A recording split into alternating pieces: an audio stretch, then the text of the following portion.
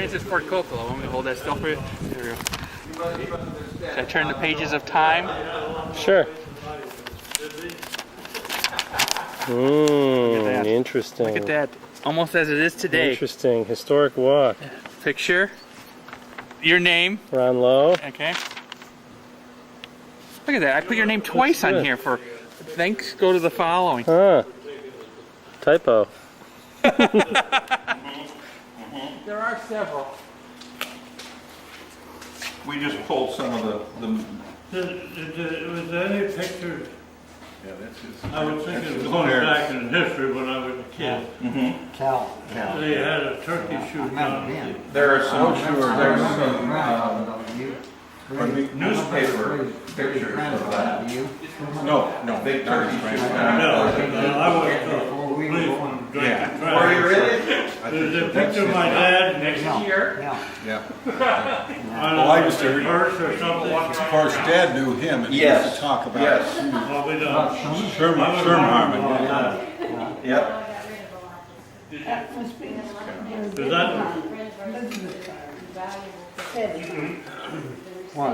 If you all are as excited as I am having come out here at what the city has done for this town by preserving this farm and keeping it from going to developers, it's just amazing. And having come out for the first time since and gone through the house again for the first time in about 20 years or more, it brought back a lot of happy memories. We're going to talk about the Harmons today. This southeast corner of the town could well have been known as Harmon City because it was loaded with Harmons from time to time.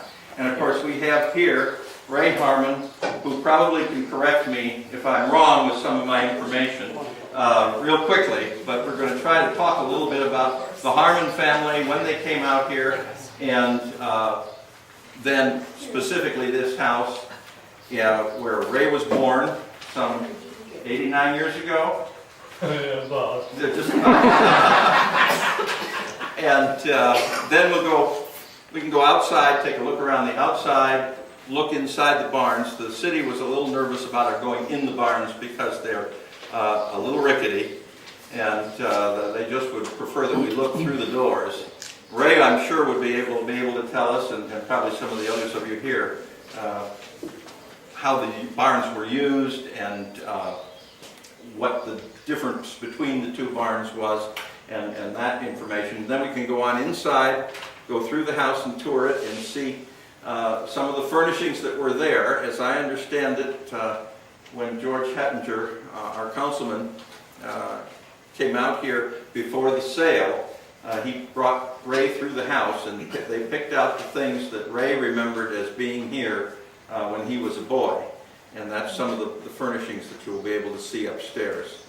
But let's go ahead and start to talk about the Harmons.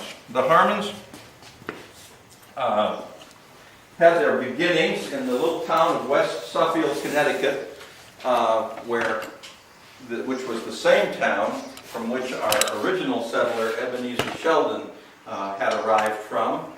As it turns out, they were really very closely related, since Ebenezer's daughter, Mary, or Polly, married Ebenezer Harmon. Now, the great confusion arises, and as I understand it, maybe back years ago, there was a little rivalry between the Sheldons and the Harmons as to who got here first, because we have the famous story of Ebenezer coming out here and then Elias Harmon helping him build the farm. Well, Elias Harmon, though he was a member of the same general family, was not the Harmons that owned this property here.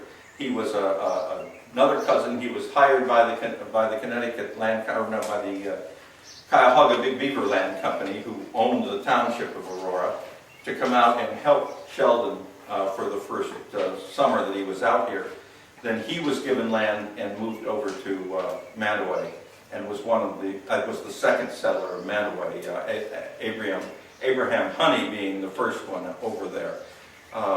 So though he was here in 1799, he was not a permanent fixture. So Sheldon is still the first fellow to arrive, and then he convinced his daughter and son-in-law to come out and settle, and they arrived. Ebenezer, Polly, and 3 children arrived in 1806.